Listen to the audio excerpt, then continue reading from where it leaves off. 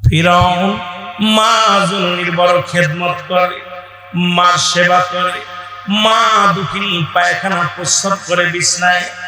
রাতের অন্ধকারে ফিরাউন মার পায়খানা ধোয়া দেয়, মাকে কোলে করে খাওয়ায় দেয়। আর ওই মা দোয়া করে, আল্লাহ তুমি আমার মুসারে যদি গজব দাও তাহলে আমার সেবা করবে কে? ও আল্লাহ তুমি আমার ফিরাউনকে গজব দিও না, তুমি আমার ফিরাউনকে কষ্ট দিও না। আমার ফিরাউনকে যদি তুমি গজব দেয়া শেষ করে দাও, আমি দুঃখিনী মা, আমি বুড়া মা, আমার কে খেদমত করবে, কে আমার ভালোবাসবে রে, কে আমার পায়খানা প্রস্রাব ধোয়া দিবে, কে আমার ঘুম পাড়া দিবে, কে আমার খাওয়া দিবে? নবী মুসা রে, আমি 2 নাম্বার কারণ এই জন্য তারে গজব দিই না। 2 নাম্বার গজব না দেওয়ার কারণ হলে মুসা রে, তার মা হাত উঠায় কান্দে, মার দোয়া আমি আল্লাহ কবুল করে ফেলেছি। 10 মাস 10 দিন গর্ভে ধারণ করেছিল যে মা, এই মা যখন আল্লাহ বলে ডাক দেয়, নবী মুসা, মুসা রে তুমি বলো গজব দিতে, মা আল্লাহ গজব দিস না। আর ওই মায়ের ওই কষ্টের বাঁধন 10 মাস 10 দিন গর্ভে ধারণ করেছিল যে মা, এই মা রাতের অন্ধকারে আমি রব্বে কারিমের দরবারে হাত উঠায়া দিয়া কয়, রব্বে কারিম রে, আমার ফিরাউন রে তুমি কষ্ট দিও না, গজব দিও না। এই কারণে মায়ের দোয়ায় আমি ফিরাউন রে গজব দিই। সুবহানাল্লাহ। শেষ করব আলোচনা, জোরে আল্লাহু আকবার বলো। ফিরাউন মানুষের সামনে খোদা সাজে, যখন রাত নির্জন হয় আমি রব্বি কারিমের দরবারে ফিরাউন কান্দার কয়, রব্বি কারিম আমি মানুষের কাছে খোদা হয়েছি, তুমি আমার প্রকৃত রব, তুমি আমার খোদা, তুমি আমার আল্লাহ। ও আমার আল্লাহ, তুমি ছাড়া কেউ আমার নাই। যেহেতু মানুষের সামনে খোদা বলে দাবি করে ফেলেছি, আল্লাহ তুমি আমার গজব দিও না, তুমি আমার বিপদ দিও না। মুসা রে 1 নাম্বার কারণ হলো, মুসা ফিরাউন মানুষের সামনে খোদা সাজে, কিন্তু রাত নির্জন হইলে, গোপন হইলে আমি রব্বি কারিম রে খোদা বলে মেনে নাই। এই কারণে আমি আল্লাহ তারে গজব দিই। সুবহানাল্লাহ। আর এটা 2 নাম্বার কারণ মুসা রে, 2 নাম্বার কারণ আমি ফিরাউনের গজব দিই না। 2 নাম্বার কারণ হলো ফিরাউনের মা বেঁচে আছে। পৃথিবীর মধ্যে জনম দুঃখিনী মা, ওই ফিরাউন যতই যা করুক মার বড় খেদমত করে, মার বড় মায়া করে। মুসা শোন রে মুসা, 3 নাম্বার কারণ নবী মুসা শোন,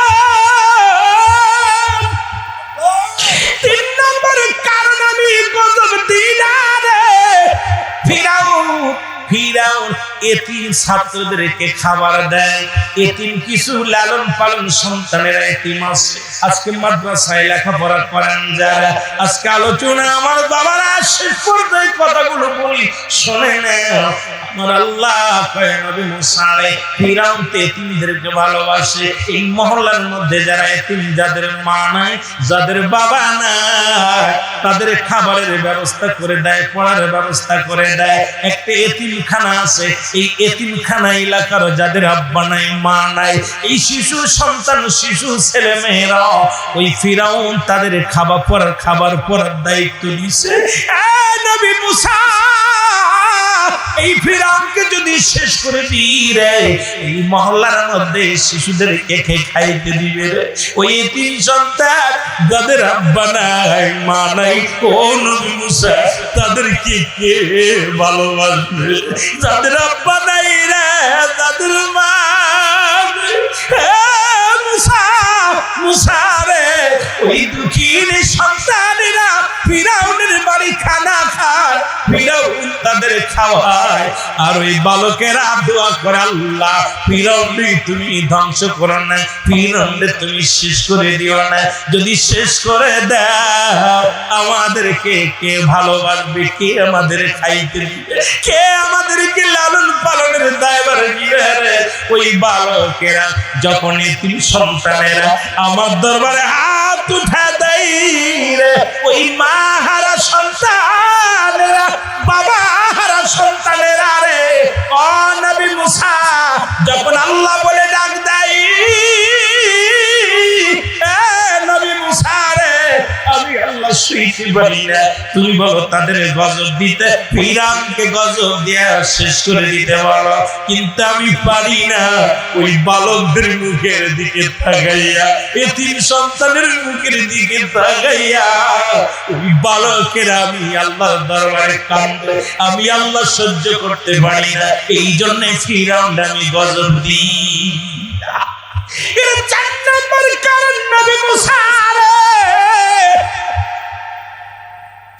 এই কটা বিষয় নিয়ে যদি আলোচনা করি রাত কেটে যাবে রে। 4 নম্বর কারণ আমার নবী মুসা আল্লাহ 4 নম্বরের কারণটা কি আমার একটু জানা দাও।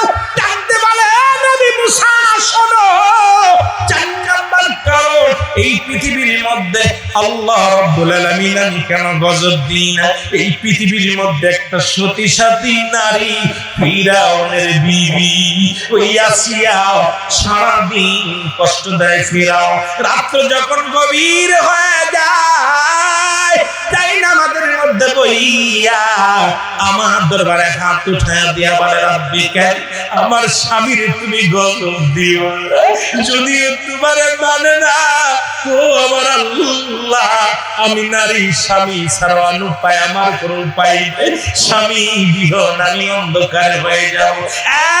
রব্বি কারীম তুমি আমার স্বামীর গজব দিও না, আমার স্বামীর তুমি ক্ষমা করে দাও, আমার স্বামীর তুমি মাফ করে দাও।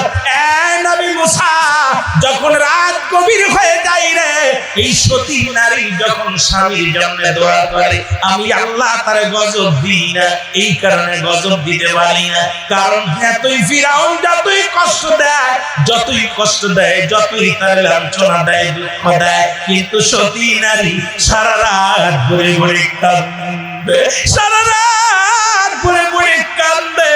রাত যত গভীর হয় আসিয়ার কান্না তত বেড়ে যায়। ডাকতে বলে রাব্বি কারীম তুমি আমার স্বামীর গজব দিও না, আল্লাহ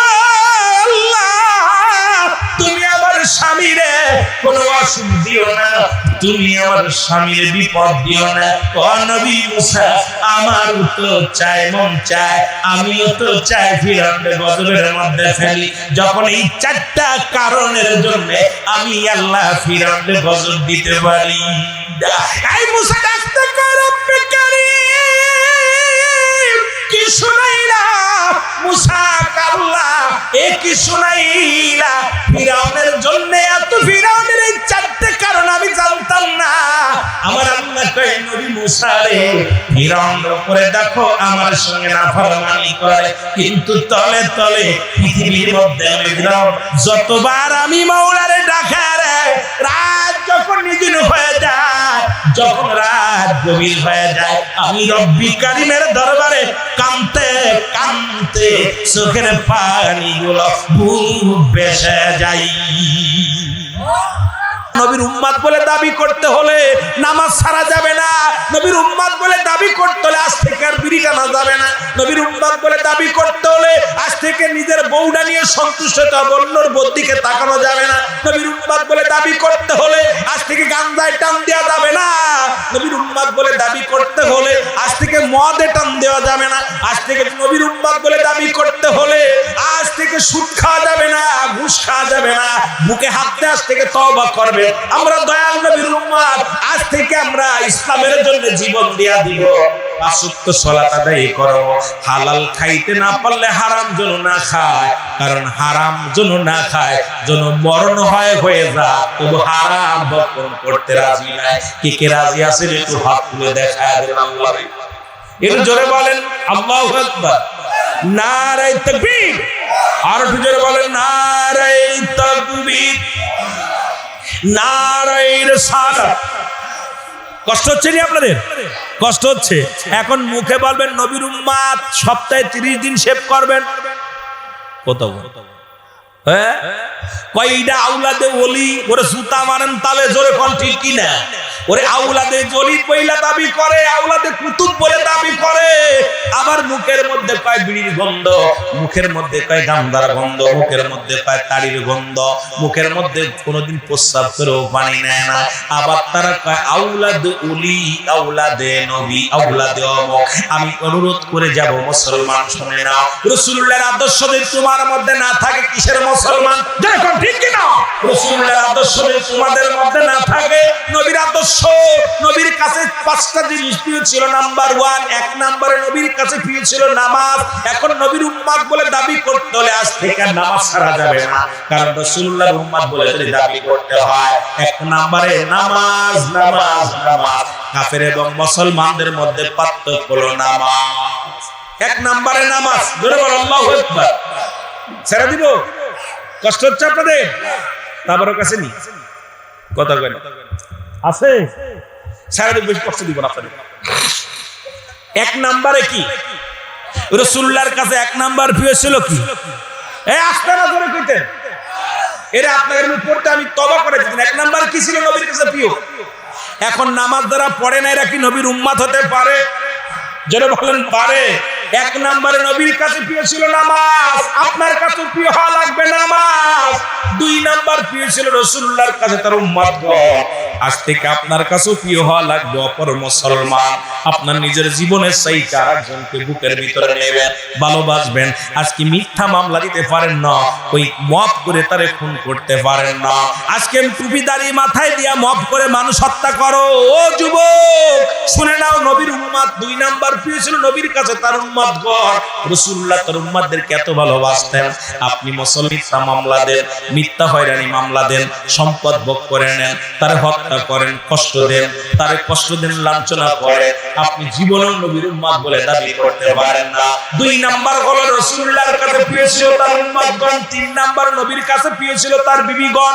সুবহানাল্লাহ বলেন আরো জোরে। রাসূলুল্লাহর কাছে 3 নাম্বার ছিল তার বিবিগণ। বিবিদেরকে অত্যন্ত ভালোবাসতো, বিবিদেরকে শ্রদ্ধা করত, বিবিরাও তার স্বামীদেরকে সম্মান করত, ভালোবাসতো। এ অর্ধঙ্গিনী এমনি বলে না। ও যুবক গভীর মনোযোগ।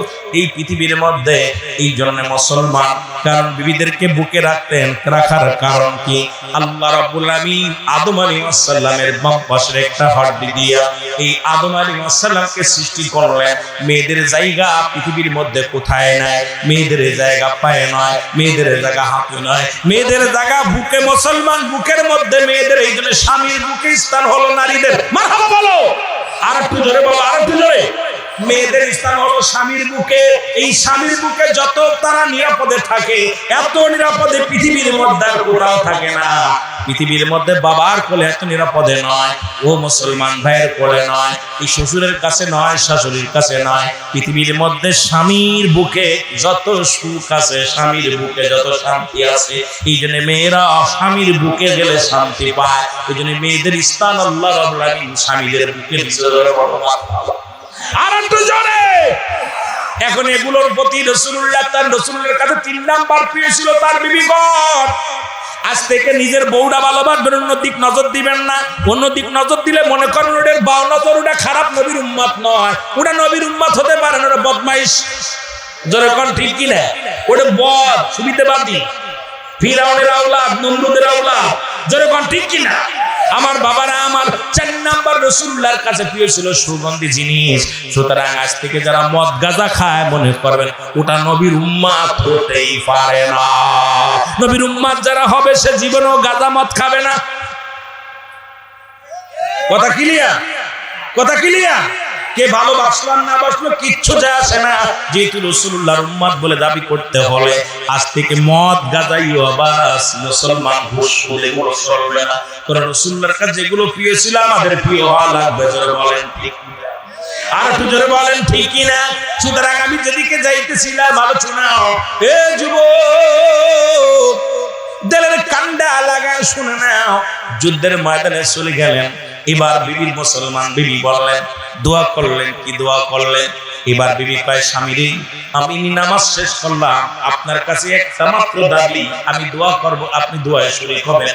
আপনি হাত উঠাইবেন, আমিও হাত উঠাইব। বিবি হাত উঠাইলেন, স্বামীও হাত উঠাইলেন। দোয়া করে ডাকতে বলে, রব্বি কারীম, ও আমার আল্লাহ, আল্লাহ, আমি সতী নারী, তোমার কাছে হাত উঠাইয়া দিলাম। আমার স্বামী যাচ্ছে হুনাইনের যুদ্ধে।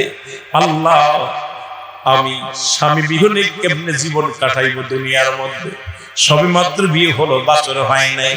আল্লাহ গো, তুমি আমার স্বামীকে আমার বুক থেকে কেড়ে নিও না। আমার স্বামীকে তুমি গাজী বানাইয়া আমার বুকে তারে ফিরা দাও। সঙ্গে সঙ্গে হুযায়ফা হাতটা নামায় ফেললেন। আল্লাহু আকবার বলো। সঙ্গে সঙ্গে হুযায়ফা কি করলেন? হাতটা নামায় ফেললেন। হাতটা যখন নামায় ফেললেন, বিবি ডাক দেখা, ও স্বামী, আপনি কি করলেন? আপনি কি করলেন? হাতটা নামায় ফেললেন। এই মাত্র দোয়া কবুল হতেছিল। কারণ এই এমন একটা সময় আমি মুসাফির, আমি সতী নারী, যখন আল্লাহর দরবারে হাত উঠায় দিয়েছি, আমার আল্লাহ রাব্বুল আলামিন আমার দোয়া কবুল করবে, এর মধ্যে কোনো সন্দেহ নেই। আপনি হাত উঠায় দিলেন। হুযায়ফা কয়, বিবি রে, ও বিবি, রাসূলুল্লাহ আমাকে কি বলেছে? আমাকে এখন ওই যুদ্ধের ময়দানে 1 নম্বর সেনাপতি বানাইয়া নামটা লিখে দিয়েছে রে বিবি। সুতরাং আমি হুযায়ফা হুনাইনের যুদ্ধে শাহাদাতের পেয়ালা পান করব। আমার পরে আরো 2 জন সাহাবী আছে। সুতরাং বিবি, তুমি আমাকে বাধা দাও, আমার জন্য দোয়া করো। ও বিবি, বিবি রে, তুমি ভুল করতেছো, আমি হব শহীদ, তুমি বানাইতে চাও গাজী, সম্ভব নয় বলে তো শুরু করলেন। হাতটা ছেড়ে দিয়া যখন দৌড়ায় চলে গেলেন, যুদ্ধের ময়দানে গেলেন, যা পর অনেকগুলো সৈন্যের সঙ্গে মোকাবেলা করে হযরত হুযায়ফা রাদিয়াল্লাহু তাআলা শাহাদাতের পেয়ালা পান করলেন। জোরে জোরে চিল্লায়া বলা যাবে আল্লাহু আকবার, আর জোরে জোরে চিল্লায়া বলা যাবে আল্লাহু আকবার। শাহাদাতের পেয়ালা পান করলেন। রাসূলুল্লাহ সাহাবীদের লাশগুলো আনতে বললেন। সাহাবীদের লাশগুলো একে একে করে নিয়ে আসলেন। আমার রাসূলুল্লাহ হুযায়ফার লাশখানা ধরে নবীজি চোখের পানি ছেড়ে কাঁদতে লাগলেন। রাসূলুল্লাহ কাঁদে। সাহাবীরা বলে, হুজুর, আপনার হুযায়ফার পাশে কেন আপনি কাঁদেন? নবী কও, আমার সাহাবীরা আমার হুযায়ফার লাশটা ধরে কেন কান্দিস? আমার হুযায়ফা পৃথিবীর মধ্যে সুন্দরী নারী, মক্কা মদিনার সব চাইতে সুন্দরী নারী। আমার হুযায়ফারে ঠেকাইতে পারে না। আমার হুযায়ফা আমি নবীরে ভালোবেসে জীবন দেয়া গেছে, প্রমাণ করে দিছে পৃথিবীর মধ্যে সুন্দরী নারী নয়, ধন সম্পদ নয়, দুনিয়ার অষ্টলিকা টাকা পয়সা কিছু নয়। কারণ এই পৃথিবীর মধ্যে নবীর প্রেম বড় প্রকৃত ভালোবাসা। আজকে নবীর প্রেমে জীবন দেয়া দিছে আল্লাহর গোলাম হযরত হুযায়ফা। জোরে জোরে চিল্লায়া বলা যাবে না মারহাবা। এ আমার ভাইরা, আমার বন্ধুরা, আমার এমন সময় হুযায়ফার বিবি আসলেন। দূর থেকে সালাম দাও, আসসালামু আলাইকুম। হে নবীর সাহাবীরা, আমার রাসূলের কদমে যাওয়ার একটু সুযোগ করে দাও। বললেন, নবীজি কদমে একটা আমাকে যাওয়ার সুযোগ করে দাও। নবীর সাহাবীরা যায় বলেন, ইয়া রাসূলুল্লাহ, ইয়া হাবিবাল্লাহ, হুযায়ফার বিবি আসছে আপনার সঙ্গে সাক্ষাৎ করার জন্য, কথা বলার জন্য। নবীজি বলেন, আসতে বলো। নবীজি পর্দায় গেলেন। পর্দায় যে দাঁড়াইলেন, হুযায়ফার বিবি আসলেন, সালাম বিনিময় করলেন। আসসালামু আলাইকুম ইয়া রাসূলুল্লাহ, ইয়া হাবিবাল্লাহ। আমার নবী কা, হুযায়ফার বিবি, তুমি কি বলতে চাও? বলি, ইয়া রাসূলুল্লাহ, ইয়া হাবিবাল্লাহ, আমি কিচ্ছু বলতে চাই না, শুধু একটা মাত্র দাবি করতে চাই, একটা দোয়া করতে চাই, আপনার কাছে দোয়া করতে বলবো। সেই একটা দাবি হলো, আমি আমার স্বামীর সোহাগ পাই নাই, ভালোবাসা পাই নাই। আমি দুনিয়ার মধ্যে আমি স্বামীর অপেক্ষায় থাকবো, অন্য কোন পুরুষের কাছে আমি আর নয়।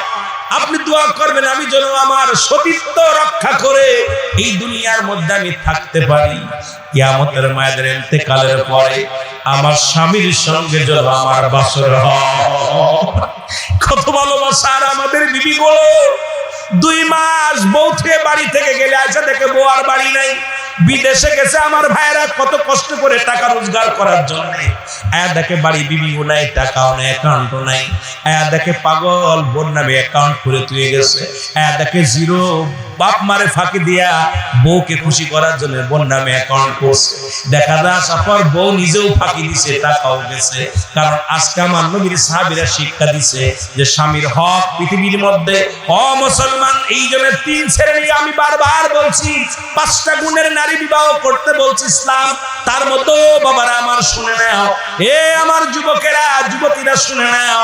অনেকেই চলে যাচ্ছেন, খোদা লাগছে ছেড়ে দিব, 12টা বেজে গেছে। কারণ এখন 12টা পার হয়ে গেছে, আপনাদের কষ্ট দিব না। 1 নাম্বার হলো সতীত্বর আমানতদারি, জোরে বলেন মারহাবা। 1 নাম্বার মেয়ে হলো, ইসলাম বলছে সতীত্বর আমানতদারি। কি দারি? সতীত্বর আমানতদারি। 1 নাম্বার হলো যাদেরকে বিয়ে করার কথা বলছে ইসলাম, ভালো করে লিখে নেন।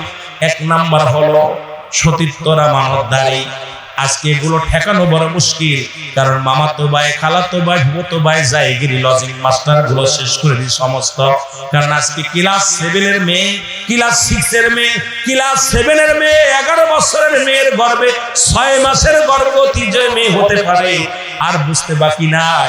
কারণ আজকে আমার সমাজ কত নোংরা হয়ে গেছে। মুসলমান শুনে নাও, বক্তব্যে পড়তে আসছে নারীরা, ছোট কিশোর মুসলমান শুনে নাও, ক্লাস 3 ছাত্রের পেটে সন্তান দিয়ে দিচ্ছে। এগুলো শুনতেও কষ্ট হয়, মানতেও কষ্ট হয়। কারণ এই মানব আজকে আমাদের দেশে কিছু এই বলৎকার লূত আলাইহিস সালামের বংশধর আছে। ওই লূত আলাইহিস সালামের বিবি বাইলার, ওই বাইলার ছিল ওই জিনাকারী, নারীতে নারী জিনা করত। পৃথিবীর মধ্যে 3 জন নিকৃষ্ট নারী, তার মধ্যে একজন লূত আলাইহিস সালামের বিবি। মুসলমান শুনে নাও, ওই তৎকালীন জামানার মধ্যে এই বাইলার ছিল মুসলমান শুনে নাও, পুরো নারীতে জিনা করত। এখন পত্রিকার মধ্যে দেখি প্রায় নারীতে জিনা হয়। এই যে কদিন আগেও দেখলাম 2 মেয়ে তারা হোটেলের কোথায় গেছে, হাসপাতালের মধ্যে। কোথায় হাসপাতালে গেছে চিকিৎসার জন্য, সেখানে নিরাপত্তা নাই। মরণ মুসলমান, হাসপাতালে নিরাপত্তা নাই, মরগেও শান্তি নাই, মরা পরও ডোমের হাতে জিনার শিকার হয়। এই হলো আমার দেশ। এই বর্তমান যেহেতু রুহুল আমিন সিদ্দিকী বাস্তববাদী বক্তা, কিছু কথা বলাই লাগে, কষ্ট হয়। এই জন্য বলি, নিরাপদ আছে কোথায়? মাদ্রাসায় নিরাপদ নাই, মসজিদে নিরাপদ নাই, স্কুলে নিরাপদ নাই, কলেজে নিরাপদ নাই, হাসপাতাল নিরাপদ নাই, মরেও শান্তি নাই। জোরে কোন ঠিক না? মরেও শান্তি নাই, মরগেও জিনা, মরগেও জিনা। এই হলো আমার বাংলাদেশ, সোনার বাংলাদেশ। এই হলো সোনার বাংলাদেশ, সোনার ছেলেরা। এই জিনা 1 নাম্বার। ও যুবক শুনে নাও, শুনে নাও, কথাগুলো বলতে গেলে বড় কষ্ট হয়। আজকে আমাদের হাত থেকে, নরপশুদের হাত থেকে বাঁচার মতো পথ নাই। আমি ইসলামের বিধান আমি বারবার বলি, যদি কোনো ব্যক্তি জিনা করে, যদি কোনো পুরুষ জিনা করে, যদি অবিবাহিত হয়, জিনার শাস্তির বিধান হলো, যুবকরা শুনে নাও, যদি অবিবাহিত হয় 100 ডুরা তার গায়ের মধ্যে মারতে হবে। ওই নারী পুরুষ দুজনকেই মারতে হবে, এমন ভাবে মারতে হবে যেন সে কয়েকটা ডুরা মারার পর যেন মারা যায়। রাসূল দোয়া করলেন, মনে আসেনি? রাসূল দোয়া করলেন, বলো হুযায়ফার বিবি, আমি তোমার জন্য দোয়া করি, আল্লাহ যেন তোমাদের জান্নাত দান করেন, যে জান্নাতে আমার হুযায়ফা যাবে রে। কারণ আমার হুযায়ফা, আমি নবীর প্রেমের মালা গলায় নিয়া, আমি নবীর প্রেমের ভালোবাসা বুকে ধারণ করিয়া আমার হুযায়ফা জীবন দিয়া গেছে। আমার হুযায়ফারে আমার আল্লাহ জান্নাত দিবে, ওই জান্নাতে যেন তোমার ঠিকানা হয়। আর আমি দোয়া করি ওই হুযায়ফার সঙ্গে যেন কিয়ামতের ময়দানে তোমার স্বামী স্ত্রীর বাসর করে আল্লাহ ব্যবস্থা করে দেয়। আর দুজনে বলো মারহাবা। ওরে একটা জান্নাতীর জন্য 70 জন হুর থাকবে। কতজন? কতজন? এর দুনিয়ার মধ্যে মহিলা দুনিয়ার সুন্দরী চাই না, কবর সুন্দরী চাই? কিডা কিডা দুনিয়ার সুন্দরী চান? হাত উঠান। এই যুবকরা কিরা কে আছেন? দুনিয়ার সুন্দরী বউ চান কিডা কিডা? এইবার জান্নাতি 70টা হুর চাই কে কে? মারহাবা বল। কয়টা? কয়টা? এরা জোরে বলো কয়টা? ওই দুনিয়ার আপনাদের গ্রামটার নাম কি? হ্যাঁ, ও শ্রীকণ্ঠপুরের জমিনের মধ্যে যদি কোনো একটু সুন্দরী চেহারা থাকে কোন নারী, ছেলেদের স্যান্ডেল ক্ষয় হয়ে যায়, খালি হাঁটতে হাঁটতে ওই বাড়ির কাছে বারে বারে গুল্লি দেয়, বারে বারে গুল্লি দেয়। আমি কই গুল্লি বাদ দিয়া বারে বারে মসজিদে গুল্লি দেয়, 5 বার সিজদা দেয়, 5 বার মসজিদে আয়, ঠিক কিনা? একটু সৎভাবে চরিত্র কন্ট্রোল কর। পৃথিবীর মধ্যে ইন্তেকালের পর আল্লাহ জান্নাত দিব, আর জান্নাতের মধ্যে 70 করে মেয়ে দিব। এই নারীদের এমন ভাবে চেহারা হইব যে চেহারা ওই হুরেদের চেহারা পৃথিবীর মধ্যে যদি একটু আঙ্গুলটা যদি বাইর করত, দুনিয়ার এই লাইট, দুনিয়ার সূর্যের আলো তাদের কাছে হার মেনে যেত। মারহাবা বলো। তাদের গায়ের চামড়াগুলো দেখা যাবে, রক্তগুলো দেখা যাবে, সব এত সুন্দর চেহারা হবে। একটা নয়, দুটি নয়, 70টা করে দিবে। কয়টা? জোরে বলেন কয়টা? শুধু আপনাদের দিবে না, মেয়েদের দিবে। আমি মাকে বলি, মা, ও আমার মা, শোনো মা বোনেরা, ওই লিপস্টিক আলতা মেখে আর ঘোরাঘুরির দরকার নাই। ওরে স্বামী, দুনিয়ার স্বামীর খেদমত করবি, সতীত্বের আমানত ঠেকায় রাখবি, পৃথিবীর কোন পুরুষের কাছে বিলিয়ে দিবি না। ইন্তেকালের পরে যখন জান্নাত পাবি, 70টা করে গেলে মান দিবে।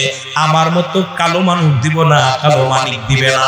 এত সুন্দর চেহারা এই পৃথিবীর মধ্যে সব চাইতে সুন্দর এই চেহারা আলা 70 যুবক তোরে খেদমতে দিয়ে দিবে আল্লাহ। এরা যারা বলেন কয়না, আমার আপনার মতো দিব না। এবার ডাকবে ওই মেয়েটা, তুমি চাইবো আল্লাহ আমার দুনিয়ার স্বামী দাও, সঙ্গে সঙ্গে আল্লাহ দুনিয়ার স্বামী দিয়ে দিব।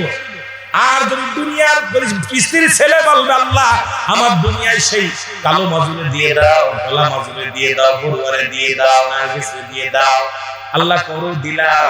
70টার সঙ্গে একটা করে বোনাস। সুবহানাল্লাহ। আরো জোরে। দুনিয়াটাও পাবেন, পরকালেরটাও পাবেন। সুতরাং এই দুনিয়ার মধ্যে শুধু সতীত্ব বজায় রাখতে হবে, 2টা জিনিস কন্ট্রোল রাখতে হবে। নাম্বার 1, যে দেশে গেলে মানুষ আর কোনোদিন ফিরে আসে না, যে দেশে গেলে আর আসাও সম্ভব নয়।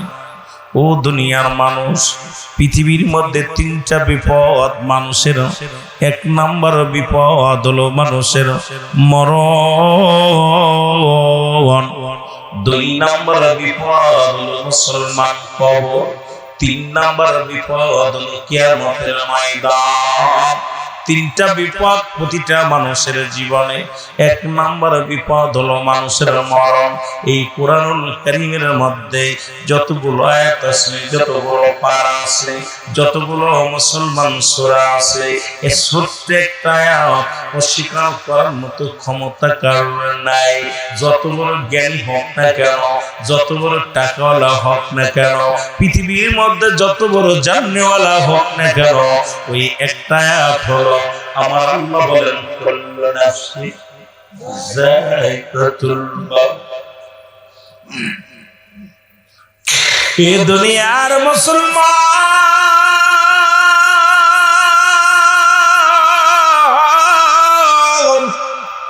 আমি ধীরে ধীরে আলোচনায় যাই, আস্তে আস্তে আলোচনার মধ্যে যাই। আর এই কুরআনুল কারীম আল্লাহ নিজে বলেন, যালিকাল কিতাবু লা রাইবা ফীহি, কোন সুন্দর কিতাবের মধ্যে এই যে মালাকুল মউত আসবে, মৃত্যুবরণ হবে, এটা বললেন আমার আল্লাহ। আর এই কোরআনের কোন একটা আয়াত স্বীকার করার মতো ক্ষমতা নাই। আল্লাহ কয়, বান্দারে এটা সেই কিতাব, এটা সেই কোরআন, যার মধ্যে কোনো শব্দ নাই, যার মধ্যে কোনো ভুল নাই, যার মধ্যে কোনো ভেজাল নাই। সেই কিতাবের নাম কি? আরো জোরে বলেন, সেই কিতাবের নাম কি? আরো জোরে বলেন, কিতাবের নাম কি? আল কোরআন। ও যুবক শুনে নাও, এটা মানবে কারা? ইহুদিরা মানবে না, খ্রিস্টানেরা মানবে না, ইহুদিরা মানবে না, নাসারা মানবে না। এই মানবে কারা? আল্লাহ বলে কারা মানবে শুনে নাও। আল্লাহ বলে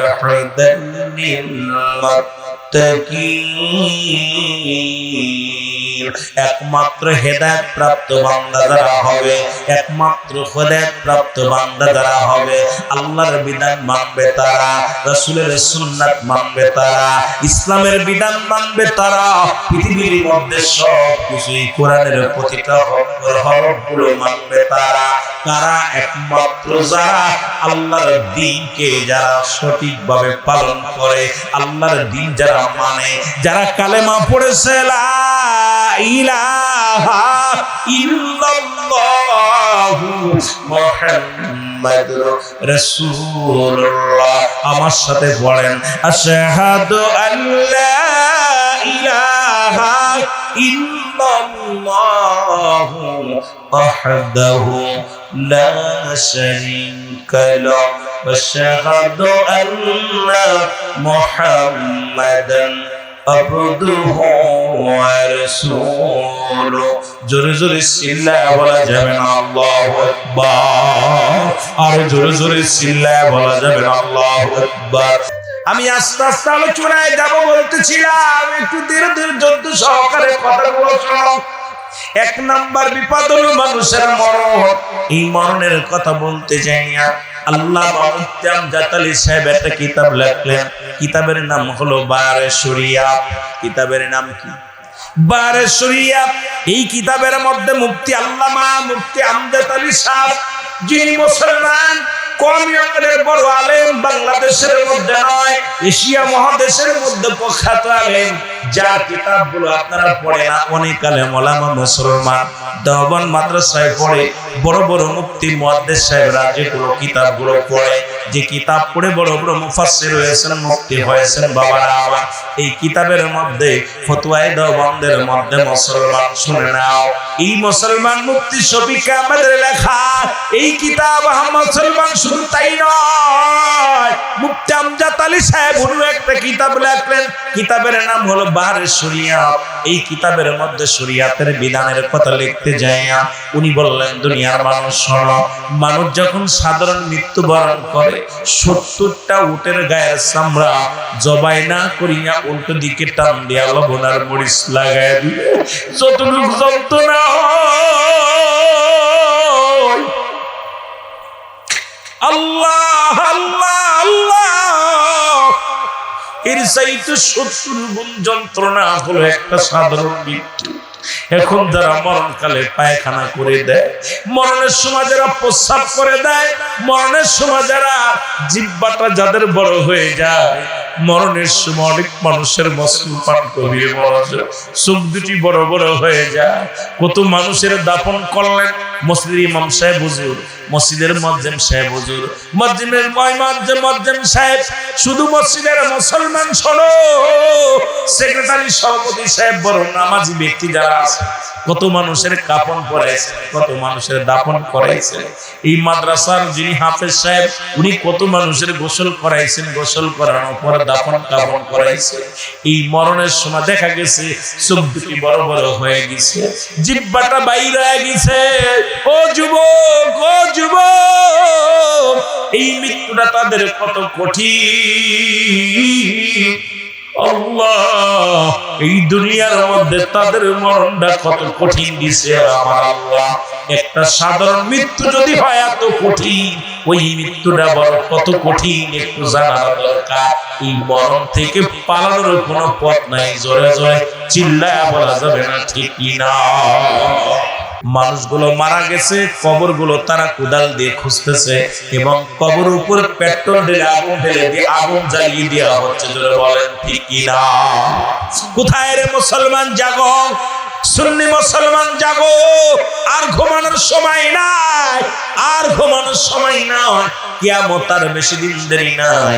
রাসূল বলেছেন কিয়ামতের আগে কাশ্মীর মুসলমানদের দখলে আসবে, হয়তো আর বেশি দিন দেরি নাই, কারণ মুসলমানদের উপরে যেভাবে রুলার ডলানো হচ্ছে, সুতরাং আমার মন বলে অতি ফসরে মুসলমানদের বিজয় আসবে, জোরে বলেন ঠিক কি না? আর একটু জোরে জোরে চিল্লায় বলেন ঠিক কি না? আপনারা যারা দেখেছেন মিডিয়ার মধ্যে, আমি আমার নিজেকে আমি ধরে রাখতে পারি নাই, অসংখ্য মা বোনদেরকে, এই জাতি এত নিকৃষ্ট জাতি, আর সেই বাংলাদেশে আমাদের ঘরের মধ্যে ঘর লাগায়া বসে আছি।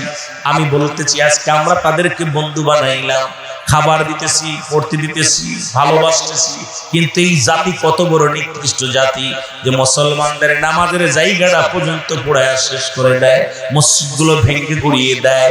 শুধু তাই নয়, কবর থেকে কবর উপরে লাশগুলো, কঙ্কালগুলো উঠায়া আগুন দিয়ে পোড়ায়া শেষ করে দেওয়া হয়, মুসলমানদের বাড়ি ঘর লুট করে দেওয়া হয়।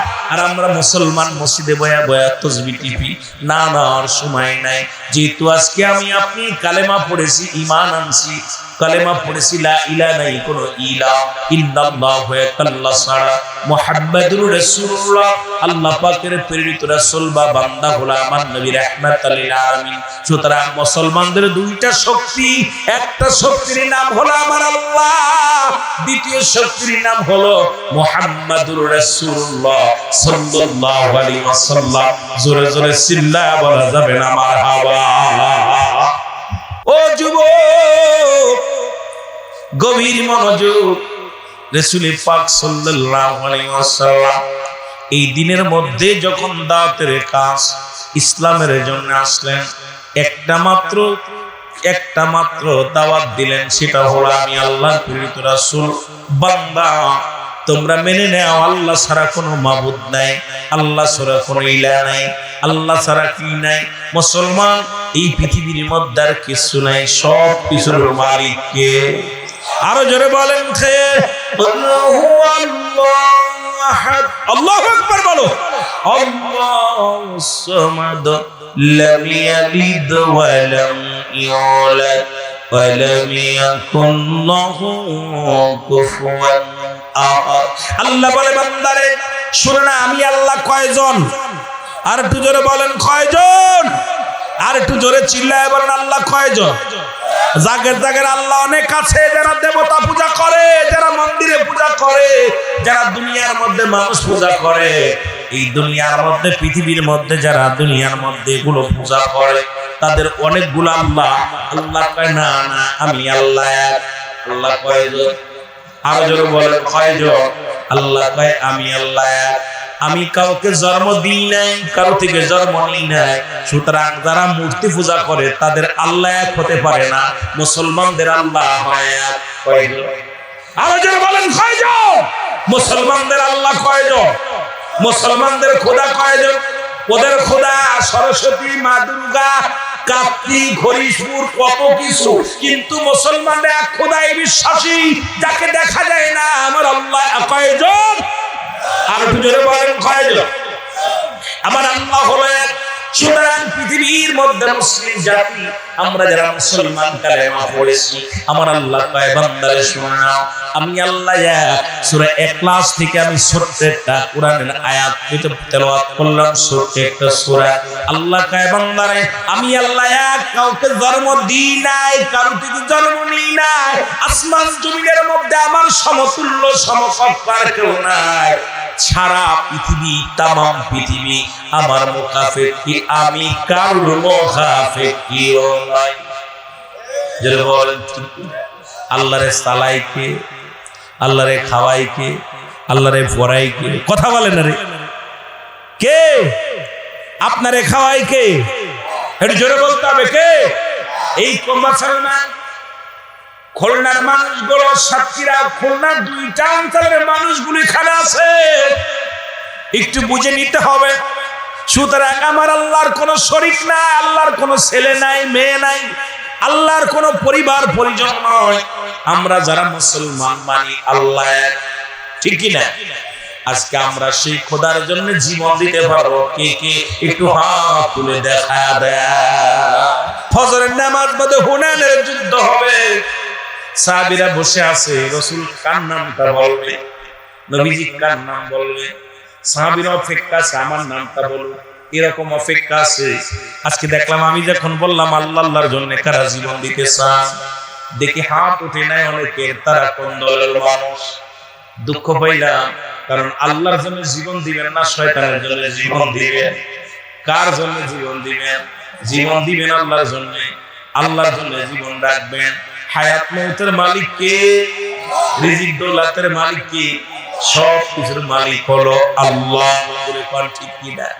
আল্লাহ তুমি রিজিক দাতা, নাম তাই রাজাক, সব প্রাণীকে দাও গুরুজি, দাও তাই খরাক। তোমার তরি তোমার গানে জেগে ওঠে ভরবে আনে, বিলে ছিলে মাঠে রুজি পায় যে পাখির ছাড়া, মৌমাছিরা গুনগুনিয়ে যায় যে কাজে গান শুনিয়ে, পিঁপড়ারা পায় খুঁজে আহার কঠিন শ্রমে ময়দানে আর। কারণ এই মানুষগুলো আল্লাহ এত বড় ইজ্জত দিচ্ছে। আজকে অনেক মানুষ কর্মজীবী, অনেক মানুষ আপনারা কি করেন, কেউ কৃষক মানুষ, কেউ দোকানদার। যে বাড়িওয়ালা ভাই আমাদেরকে দুইটা খাওয়াইলেন, অত্যন্ত সুন্দর মেহমানদারি করলেন। আয় আমার গরিবদের বলে ভাই আমার আব্বা জান নাই, আমি ধান চালা খাই, আমার জন্য একটু দোয়া করবেন। আরে আমি দোয়া করবো কিরে পাগল, শুনে নেই আমার আল্লাহ নিজেই কাসিম হাবিবুল্লাহ, দিন মজুরি মেহনতকারীরা হলো আল্লাহর বন্ধু। জোরে বলেন ঠিক কিনা? আর একটু জোরে বলো ঠিক কিনা? আল্লাহ কয় যারা মেহনত করে, ভ্যান চালক আল্লাহর বন্ধু, রিক্সা চালক আল্লাহর বন্ধু। আমার কথা না, দোকানদার আল্লাহর বন্ধু, দিন শ্রমিক যারা গায়ের ঘাম ঝরায় এরা আল্লাহর বন্ধু। মনের ভিতরে শান্তি লাগলো কথাটা বলার পর, কারণ যারা দুনিয়ার মধ্যে ঘাম ঝরায়, যারা মেহনত করে, যাদের ঘা দিয়া ঘাম ঝরে, যারা শ্রম দেয় কঠিন শ্রমে ময়দানে। আর একজন বলতেছিলাম আল্লাহ তুমি রিজিক দাতা, নাম তাই রাজাক, সব প্রাণীকে দাও গুরুজি, দাও তাই খরাক। তোমার তরিফ তোমার গানে জেগে ওঠে ভরবে আনে, বিলে ছিলে মাঠে রুজি পায় যে পাখির ছাপ, মৌমাছিরা গুনগুনিয়ে যায় যে কাজে গান শুনিয়ে, পিঁপড়ারা পায় খুঁজে আহার কঠিন শ্রমে ময়দানে আর। বান্দা যখন শ্রম দেয়, বান্দা যখন গায়ের ঘাম ঝরায়, আল্লাহ কইরে আমি বন্ধু বলে কবুল করে নিলাম। জোরে বলেন মারহাবা। আর একটু জোরে বলেন মারহাবা। কার কথা? কোরআনের কথা, আমার কথা না, আল্লাহর কথা। আমার কথা না, যারা এসির মধ্যে থাকি না আল্লাহর বন্ধু নয়। এই এসির মধ্যে থাইকা আল্লাহর বন্ধু হওয়া সম্ভব নয়। ঘাম ছাড়াও, ঘাম ঝরাও, কষ্ট করো, ভ্যান চালাও, রিক্সা চালাও, ক্ষেত খামারে কাজ করো, ব্যবসা করো, কষ্ট করো, বয়া বয়া খাবার খুব আল্লাহর বন্ধু। ওরে বদমাইশ্বর, এইভাবে চলবে না, পলাশতা করে চলবে না, পলাশতা করে ইবলিসের ভাই হওয়া যাবে না। মেহনত করো, আল্লাহর বন্ধু হও। জোরে বলেন ঠিক। আবার চিন্তা করেন না আপনাদের আল্লাহর বন্ধু বানাইলাম তাই বলে আবার নামাজ ছেড়ে দিয়েন না।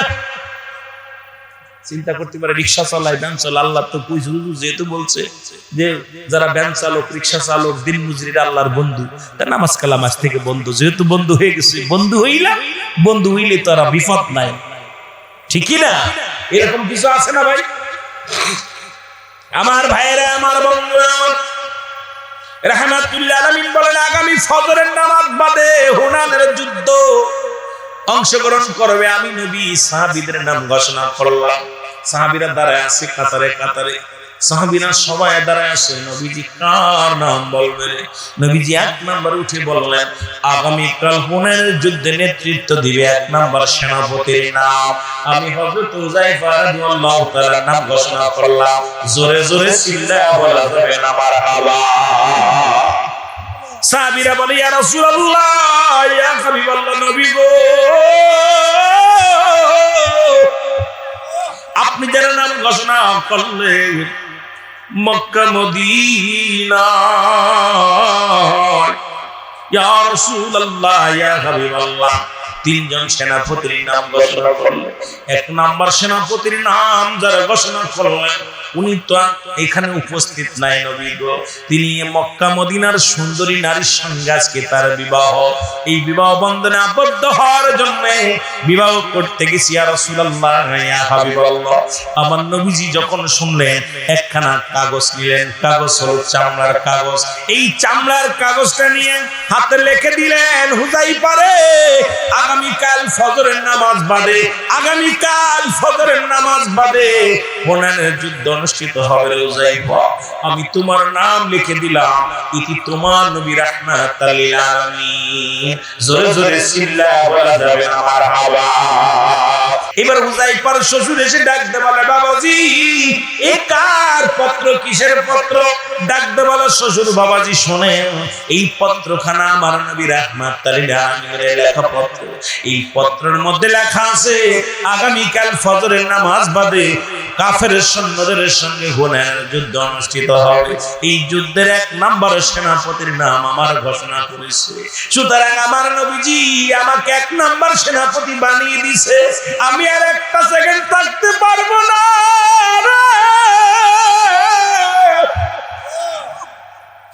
উপস্থিত মুসল্লিরা ডাকতে বলো, হুযায়ফা সবে মাত্র বিয়ে হলো, একটু দেরি করো, তোমাদের দোয়া করা হবে, আনুষ্ঠানিকতা বাদ রয়েছে। শুধু দোয়া করিয়া কন্যাকে তোমার হাতে তুলে দিব। হুযায়ফা কয়, আমার 1 মিনিটের সময় নেই। আমি দৌড়াইলাম। হুযায়ফা দৌড়াইয়া চলে গেলেন, যায় দেখো রাসূলুল্লাহর কদমে গেলেন, সালাম দাও, আসসালামু আলাইকুম ইয়া রাসূলুল্লাহ, আসসালামু আলাইকুম ইয়া হাবিবাল্লাহ, আসসালামু আলাইকুম ইয়া রাহমাতাল লিল আলামিন। নবীজি ডাকতে বলা, হুযায়ফা রে আগামীকাল ফজরের নামাজ বাদে গো হুনাইনের যুদ্ধে সাহাবীদের নিয়ে রওনা হয়ে যাবা। দেরি করো না, তাড়াতাড়ি মালামাল গুছায় নাও। হুযায়ফা রাদিয়াল্লাহু তাআলা মালামাল গুছায় দিলেন। আমার বাবারা খুব খেয়াল করবেন, নবীর এসকে দেওয়া না ইসলামের জন্য কেমন পাগল ছিল। যখন মালামাল গুলো গুছায় নিলেন, ফজরের আযান হয়ে গেল। আযান হয়, সালাতু খায়রুম মিনান নাওম। ঘুম থেকে নামাজ উঠতো, মানুষগুলো লাফ উঠে গেলেন, সাহাবীরা ঘুম থেকে উঠলেন, নবীজি ইমামতি করলেন। এমন নবীর উম্মত আমরা। নবীজি ইমামতি করলেন, সাহাবীরা নামাজ জামাতের সঙ্গে আদায় করলেন। আল্লাহ নবীজি সাহাবীদেরকে দিয়ে ও মুসলমান পাঠিয়ে দিবে যুদ্ধের ময়দানে। এমন সময় রাসূলুল্লাহ ফজরের নামাজ বাদে সাহাবীদেরকে নিয়ে একটু বসতেন, ঈশার নামাজ বাদে সাহাবীদেরকে নিয়ে বসতেন। নবীজি বসে তালিম দিতেছিলেন। এমন সময় একখানা পত্র আসলো। পত্রখানা এক ইহুদি নিয়ে আসলেন। আসিয়া কয়, হুযায়ফা কে হুযায়ফা? হুযায়ফার সামনে যখন পত্রখানা দেয়া হলো, হুযায়ফা পত্রখানা পড়ে দেখে বিবি লেখছে, স্বামী রে, ও আমার স্বামী, আমি আপনার কাছে এক অনুরোধ করি। জীবনে আমি কোনোদিন কোন পুরুষের মুখ দেখি নাই। আপনি আমার একমাত্র পুরুষ, আপনি আমার স্বামী। আপনাকে অনুরোধ করবো, আপনি আমাকে 1 মিনিট আমাকে একটু সময় দেন। আমি আপনাকে প্রাণ ভরে দেখব, কারণ আমি জানি আমার নবীজি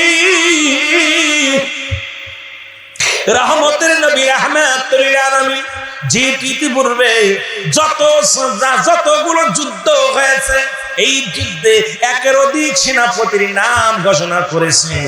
তারা দুনিয়ার মধ্যে কেউ বেঁচে নাই, সবাই শাহাদাতের পেয়ালা পান করেছে। সুতরাং স্বামীরে, আপনার পরে আরো 2 জন সাহাবীর নাম আছে। তার মানে আর বুঝতে বাকি নাই, আপনি হুনাইনের যুদ্ধে শাহাদাতের পেয়ালা পান করবেন। ও আমার স্বামী, নির্ঘাত আপনি হুনাইনের যুদ্ধে শাহাদাতের পেয়ালা পান করবেন। আপনাকে একটু প্রাণ ভরে দেখবো, কারণ আপনাকে একটু দেখে প্রাণ জুড়াই করে আমার স্বামী। হুযায়ফা হাতের মধ্যে চিঠিখানা পাইয়া চিঠির মধ্যে লেখলেন, বিবি রে, আমাকে তুমি ক্ষমা করে দিও, আমি তোমার হক আদায় করতে পারলাম না। ও আমার বিবি, আমিও জীবনে কোনোদিনই কোনো মহিলা দেখি নাই। আমার জীবনের প্রথম মহিলা তুমি, মেয়ে তুমি, আমিও তোমার প্রথম জীবনের স্বামী। ও বিবি, আমারে তুমি ক্ষমা করবা, কারণ একটু পরেই আমি হুনাইনের যুদ্ধে রওনা দিব। এখন তোমাকে আমি সময় দিতে পারবো না, আমাকে তুমি ক্ষমা করে দিও। দেখা হবে কিয়ামতের ময়দানে। জোরে বলেন মারহাবা। আর একটু জোরে জোরে চিল্লায় বলা যাবেন আল্লাহু আকবার। আর একটু জোরে বলো আল্লাহু আকবার। ও যুবক বন্ধুরা শুনে না, এবার চিঠিখানা চলে গেল, আবার একটা চিঠি আসলেন। চিঠিখানার মধ্যে লেখলেন প্রাণের বিবি লেখলেন, স্বামী খোদার কসম করে বলি আপনাকে আমি বাধা দিব না, আপনাকে আমি ঠেকাইব না, শুধু দূর থেকে একটু দেখবো প্রাণ ভরে আপনি আমার স্বামী। কিয়ামতের ময়দানে আপনার স্মৃতি নিয়ে উঠতে চায়। কিয়ামতের ময়দানে যেদিন আল্লাহর জান্নাতে আপনি যাবেন, সেদিন আমি যেন আপনাকে চিনি ওই জান্নাতের মধ্যে যেতে পারি। ও আমার স্বামী, আপনার কাছে একটা মাত্র দাবি, আপনি আমাকে একটা মিনিট একটু সময় দেন, আমি আপনাকে একটু প্রাণ ভরে দেখবো। দ্বিতীয় চিঠিখানা আসলো, হুযায়ফা লিখে দিলেন, বিবিরা আমাকে তুমি ক্ষমা করে দিও, কারণ তোমার কাছে যে সুখু সময় আমি নষ্ট করব, ওই সময়টুকু রহমতের নবী রাহমাতাল লিল আলামিনের কদমে আমি কাটায়া দিব। জোরে জোরে চিল্লায়া বলা যাবে না মারহাবা? আর একটু জোরে চিল্লায়া বলা যাবে না আল্লাহু আকবার? তৃতীয় আর একটা চিঠি আসছে, চিঠির মধ্যে লেখছে, স্বামী আমি প্রেম বিনোদন করবো না রে, আপনাকে ঠকাইব না, বাধাও দিব না, শুধু আসবেন, আপনাকে আমি প্রাণ ভরে এক নজরে দেখতে চাই। আপনাকে আমি দেখি নাই, আপনি আমাকে দেখেন নাই, কারণ আমি কেমনে আপনার পরিচয় নিয়ে কিয়ামতের ময়দানে উঠব। সেদিন যদি আপনি আমার না চেনেন, আমি যদি আপনাকে না চিনি, দুজন দুজনকে দেখি না, একটু আসেন রে আমার স্বামী, আপনাকে আমি প্রাণ ভরে দেখবো। এই চিঠির মধ্যে লেখলেন, বিবিরা আমারে ক্ষমা করে দিও, আমি যেতে পারবো না। এই চিঠিখানা যখন পাঠায় দিয়ে হুযায়ফার মনটা খারাপ। তিনবার বিবি আসছে, বিবির চিঠি আছে, তিনবারই ফেরত দিছে। রহমতের নবী ডাক দিয়ে বলে, হুযায়ফা, ও আমার হুযায়ফা গো, তিনবার দেখলাম একটা লোক তোমার কদমে আসলো, তুমিও তিনবার একটা কাগজ পড়ে দেখলা, আবার কি যেন লিখে দিলা, শুনে গেল। বলি, ইয়া রাসূলুল্লাহ, ইয়া হাবিবাল্লাহ, আপনার কাছে আমি লুকাইব না, হুজুর আমি গত রাত্রে বিয়া করেছি, আমার বিবি ধলা না কালো, সুন্দর না, কেমন আমি দেখি নাই, বিবি আমাকে দেখে নাই, আমিও বিবিরে দেখি নাই। ইয়া রাসূলুল্লাহ, ইয়া হাবিবাল্লাহ, আমার যুদ্ধের ডাক এসে গেছে, আমি বিবিকে রেখে আপনার কদমে আসি। এই জন্য হুজুর গো, আমার বিবি আমার সঙ্গে দেখা করার জন্য পাগল হয়ে গেছে। ইয়া রাসূলুল্লাহ, ইয়া হাবিবাল্লাহ, আমি যাই নাই, কারণ আমার যেতে হবে, যুদ্ধের ময়দানে যেতে হবে। আমার নবী ডাক দিয়ে বলে, হুযায়ফা, আমি তোমাকে ছুটি দিলাম, যাও যাও, তোমাকে ছুটি দেয়া হলো, তুমি যাও, তোমার বিবির সঙ্গে দেখা করে আসো। হযরত হুযায়ফা রওনা দিয়ে চলে গেলেন। যাইয়া সালাম দিলেন, আসসালামু আলাইকুম হালাল বাইত। ভিতর থেকে আওয়াজ আসে, ওয়ালাইকুম আসসালাম, প্রাণের স্বামী আপনি আসছেন? কয়, বিবি রে, তুমি আমার একবারে বুঝলে কেমন করে আমার কথা? বলে, স্বামী রে, আপনি যখন আমাকে সালাম বিনিময় করেছেন, আমার আর বুঝতে বাকি নাই, কারণ আপনার সালামের মধ্যে এত মায়া, এত ভালোবাসা, যে আমার স্বামী ছাড়া এমন সালাম আর কেউ দিতে পারে না। কারণ স্বামীর প্রতি স্ত্রীর কত টান, স্ত্রীর প্রতি স্বামীর কত টান। যাদের এখনো বাসর হয় না, শুধু ভালোবাসা, প্রেম বিনোদন, এমন ভালোবাসা, আজকে আমরা পরক্রিয়ার মধ্যে পড়ে গেছি। শুধু অন্য নারীর প্রতি টান, অন্য পুরুষের প্রতি টান, নিজের স্বামীর কণ্ঠও চিনতে পারি না, নিজের স্বামীর প্রতি গুরুত্ব নাই, নিজের স্বামীর প্রতি মহব্বত নাই।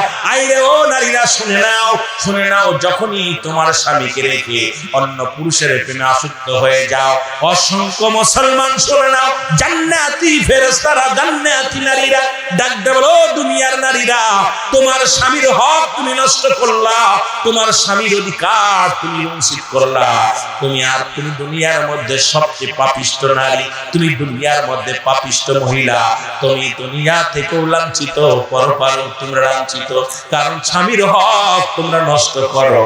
এই নষ্ট করার জন্য কিয়ামতের ময়দানে তোমাদের জন্য নির্ধারিত হবে জাহান্নাম। জোরে জোরে চিল্লায় বলা যাবে না আল্লাহু আকবার। এ আমার ভাইরা, আমার বন্ধুরা, আমার গভীর মনোযোগ। হুযায়ফার বিবি ডাক দিয়ে বলে, স্বামী,